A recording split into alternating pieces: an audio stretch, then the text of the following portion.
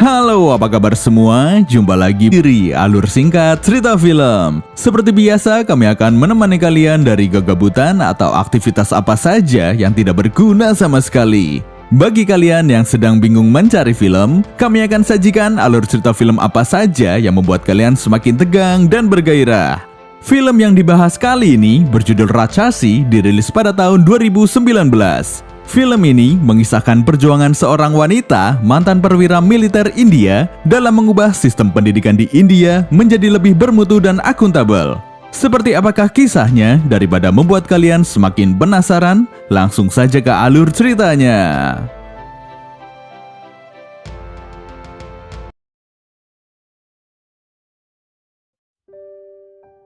Diperlihatkan seorang wanita yang sedang menaiki bajai menuju ke sebuah sekolah. Dia bernama Geta Rani.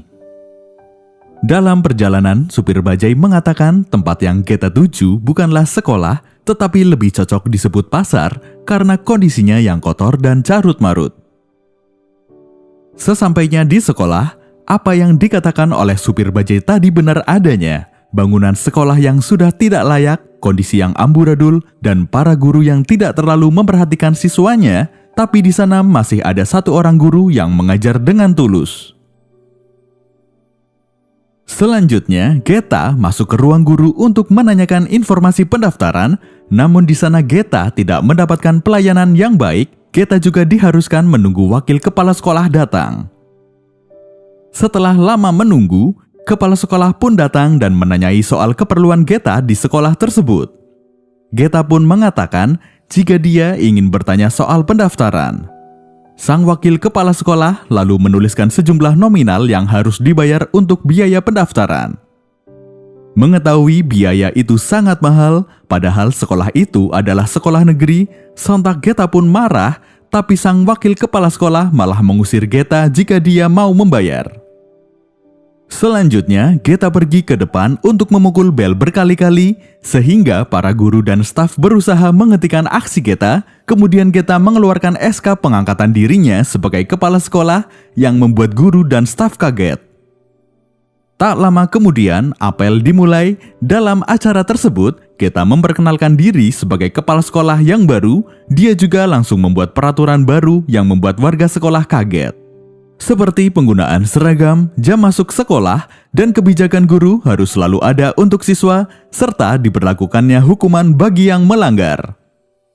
Kebijakan baru tersebut membuat guru dan wakil kepala sekolah terusik karena mereka tidak bisa berbuat seenaknya. Sementara itu, Geta menghampiri pemilik warung yang ada di kawasan sekolah untuk memintanya agar tidak menjual rokok pada siswa. Tapi si penjual itu malah meminta Geta untuk mengikat saja para muridnya. Jawaban itu tentu membuat Geta marah dan langsung mengobrak-abrik warung itu hingga si pemilik warung ketakutan. Para siswa juga langsung masuk ke kelas setelah melihat betapa sangarnya Geta. Perjalanan Geta dilanjutkan dengan melakukan sweeping pada siswa. Dalam kesempatan itu, Geta mendapati anak yang sedang merokok, lalu Geta pun menyita rokok tersebut, namun si anak malah berkata, sebab dia sekolah di tempat itu karena tidak banyak peraturan. Tak hanya itu, dia juga menantang Geta karena dia merasa jumawa dengan statusnya sebagai anak pejabat.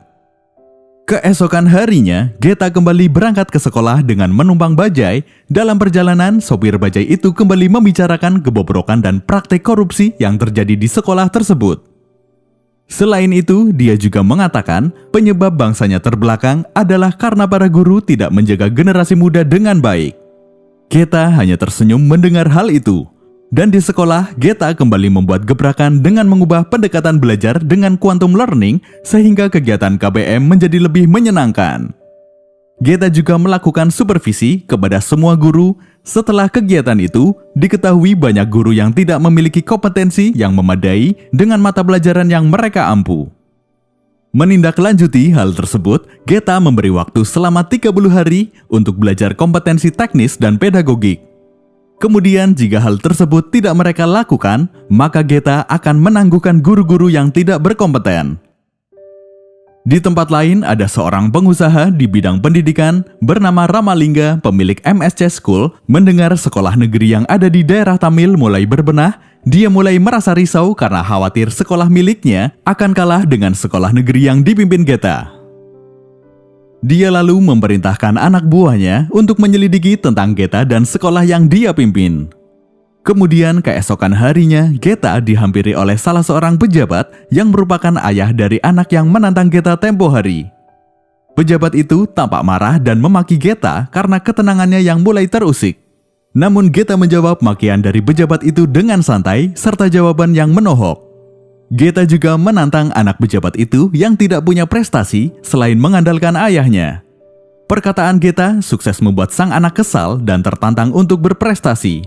Selanjutnya, tindakan Geta yang berani menantang pejabat menjadi viral dan menjadi perbincangan warga.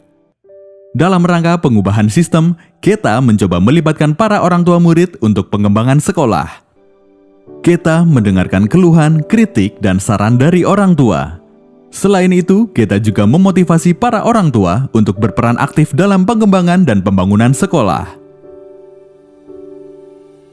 Selanjutnya, Geta menelpon dinas PU untuk menanyakan proyek sekolah tersebut yang tak kunjung dikerjakan. Geta meminta agar pihak dinas PU segera memperbaiki sekolah itu sebelum Geta pergi ke inspektorat untuk mengusut kasus proyek mangkrak. Dari berbagai terobosan yang Geta lakukan, akhirnya sekolah itu menjadi lebih bagus dan sesuai standar.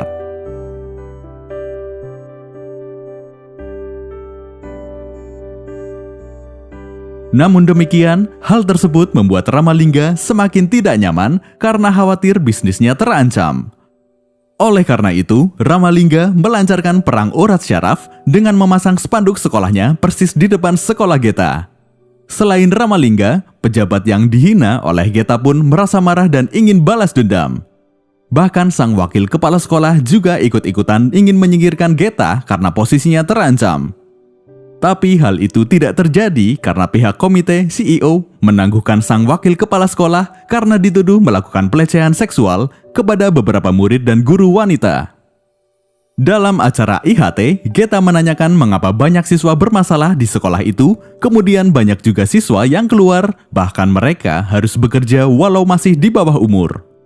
Salah seorang guru mengatakan jika itu adalah ketidakmampuan siswa dalam belajar. Geta pun membuat pertanyaan terbalik dengan menanyakan apa perlu dilakukan uji kompetensi guru dan guru yang tidak lolos harus dibuang. Pertanyaan itu langsung membuat semua guru terdiam, lalu Geta memerintahkan agar memulihkan status siswa yang keluar dan harus diberi perlakuan khusus supaya mereka semua dapat lulus ujian.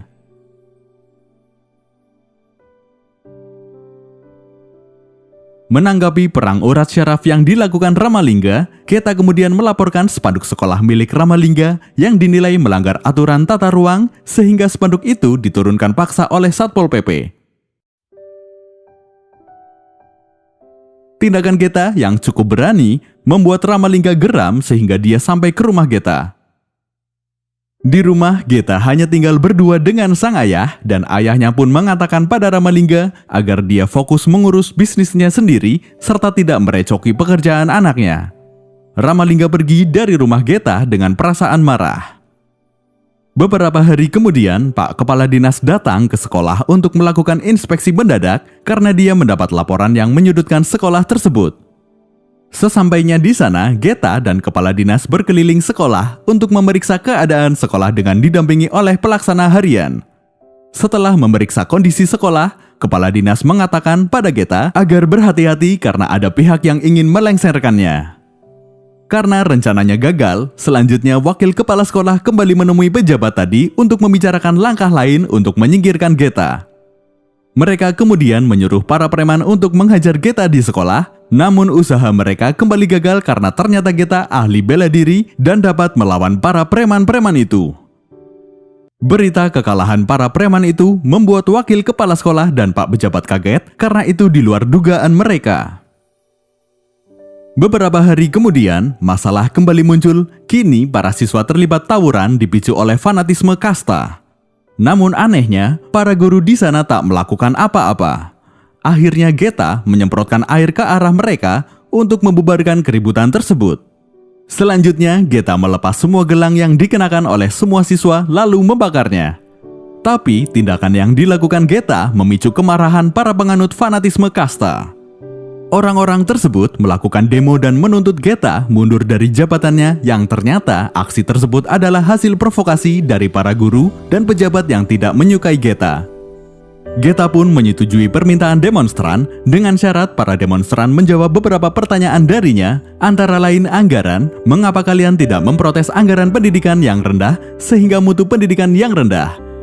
Kemudian Geta juga bertanya pada pejabat yang berteriak membela kastanya, namun hingga kini dia tak berkontribusi apa-apa bagi masyarakat dan kasta. Selanjutnya, sang pejabat yang khawatir popularitasnya turun mengajak masyarakat untuk membubarkan diri dan Geta tak jadi dituntut untuk mundur. Pada suatu hari, ketika para siswa sedang latihan PBB, tiba-tiba tentara yang sedang melatih memberi hormat pada Geta. Hal itu membuat para guru di sekolah tersebut kaget dan penasaran siapa Geta sesungguhnya.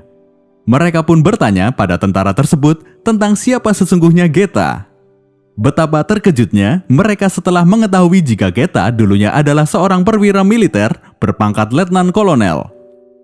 Kabar tersebut juga mengejutkan wakil kepala sekolah dan juga pejabat yang tak suka pada Geta. Selanjutnya, sekolah mendapat edaran untuk mengikuti olimpiade tingkat distrik. Untuk menyikapi hal itu, Geta menunjuk salah seorang guru laki-laki yang berhasil memprovokasi warga menjadi ketua panitia, tapi hal itu ditentang oleh guru yang selama ini menjadi ketua panitia. Lalu Geta pun menanyakan prestasi apa yang sekolah dapatkan selama 6 tahun kepemimpinannya sebagai panitia. Guru itu pun hanya terdiam. Selanjutnya Geta menantang guru laki-laki itu apakah dia mampu atau hanya sekedar boneka. Kemudian sekolah milik Ramalingga pun tak mau kalah, mereka juga berambisi mengikuti olimpiade dan memenangkannya agar brand sekolahnya semakin meningkat. Tak lama kemudian, waktu pertandingan pun tiba, sekolah Geta dapat meraih medali dari berbagai cabang olahraga. Tak hanya itu, siswa dari sekolah Geta juga berhasil memperoleh juara dalam lomba sastra. Prestasi tersebut mengantarkan sekolah Geta menjadi juara umum dalam ajang olimpiade. Di sisi lain, Ramalingga sangat marah karena sekolahnya kalah dalam ajang tersebut. Setelah itu, Ramalingga mencoba mengubah strategi perlawanannya kepada Geta. Kali ini dia mencoba mengajak Geta untuk bekerja sama, namun hal itu ditolak oleh Geta. Kemudian, untuk merayakan kemenangan sekolah dalam olimpiade, Geta mengadakan pesta dan penghargaan pada siswa berprestasi. Pada acara itu, banyak orang tersadar dengan jasa Geta selama ini. Seperti guru yang kini bisa bekerja dengan baik, hingga anak pejabat yang tadinya hanya menyombongkan statusnya, kini dia dapat memperoleh prestasi. Sebagai ucapan terima kasih, ibu dari anak itu sampai memberi hormat pada Geta. Namun kebahagiaan Geta tidak berlangsung lama, karena beberapa hari kemudian ayah Geta meninggal dunia. Geta sangat terpukul dengan kepergian ayahnya itu. Tapi sebagai seorang perwira, Geta mencoba tegar dan kembali melanjutkan aktivitasnya setelah pemakaman sang ayah selesai.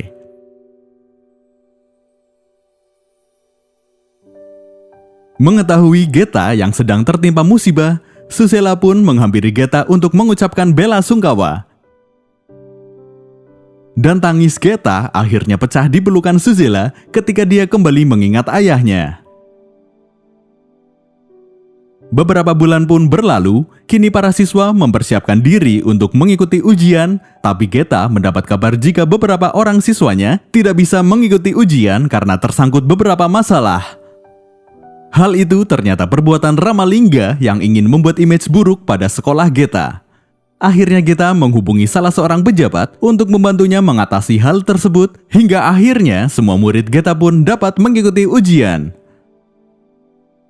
Selanjutnya, saat Geta di rumah, dia mendapat informasi jika kelulusan akan diumumkan besok. Geta kemudian bergegas menuju ke sekolah untuk mempersiapkan acara kelulusan. Sesampainya di sekolah, dia bertemu dengan Susela sedang berdiri menatap gedung. Ternyata hari itu adalah hari terakhir dia bertugas sebelum memasuki masa pensiun. Lalu Geta menyempatkan mengobrol dengan Susela, dan ternyata Susela adalah ibu dari Kadir, calon suami Geta yang telah meninggal dunia. Tak lama kemudian, polisi datang menghampiri mereka dan menangkap Geta dengan tuduhan melakukan penyalahgunaan wewenang, yakni memasukkan kembali siswa yang telah keluar dan membiarkan mereka ikut ujian. Karena hal itu, akhirnya Geta ditahan di kantor polisi. Mendengar berita jika Geta ditahan, para orang tua dan siswa melakukan demo menuntut Geta dibebaskan. Bahkan mereka sampai rela menginap di kantor polisi hingga tuntutan mereka dikabulkan. Kondisi yang demikian membuat wakil kepala dinas turun tangan untuk membujuk warga, namun tidak berhasil. Dan berita penangkapan Geta pun menjadi berita utama di India. Keesokan paginya, pengumuman ujian pun dilaksanakan dan hasilnya sebanyak 79 siswa dinyatakan lulus dari 82 siswa yang ikut ujian. Semua siswa dan orang tua pun bersorak merayakan keberhasilan mereka. Dengan hasil demikian, Departemen Pendidikan mencabut laporan pada Geta dan Geta pun dinyatakan bebas.